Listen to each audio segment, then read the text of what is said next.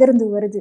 காலையில 6 மணிக்கே போய் 20-30 பேர் லைனா உட்காந்துருக்காங்க. எப்ப கடை திறப்பாங்கன்ட்டு நீங்க என்ன காலையில ரேஷன்கள்ல போய் எப்ப அரிசி போடுவாங்கன்னு உட்காந்துருக்காங்கல்ல, அதே போல மதுக்கடையில உட்காந்துருக்காங்க. கடை திறந்தோன்னு முண்டி போது பைத்தியமாயிட்டாங்க. மது பிரியர்கள், மது அடிமையாயிட்டாங்க, போதைக்கு அடிமையாயிட்டாங்க. மூளை அந்த மாதிரி ஆயிப்போச்சு.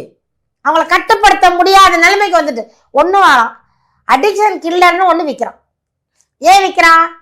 நீங்களே மருத்துவமனையில திறந்து வச்சிருக்கீங்க. மது போதை அதிகமாகி அது அடிமையானவங்களா சீர்திருத்தம் பண்ணு மருத்துவமனையில ஆள் சேர்க்கிறீங்களா இல்லையா? இந்த ஒரு நாளைக்கு 100 பேர் போறாங்களா இல்லையா? ஏன் போறாங்க? ஏன் அடிமையானாங்க? அடிமை ஆக்குனது நீங்க, திராவிட மாடல். இப்போ ஆக்கிட்டு பேசுறாங்க, நியாயம் பேசுறாங்க. ஊரை உடனே அமெரிக்காவுக்கு போறாரு. அமெரிக்கா போய் தான் ஆட்டிட்டு வந்தாரு. எப்படி அங்க போய் தானே வந்தாரு? அங்க போய் என்னத்தை பார்த்தாரு? முதலீடு ஈர்த்துட்டு வந்தாரு.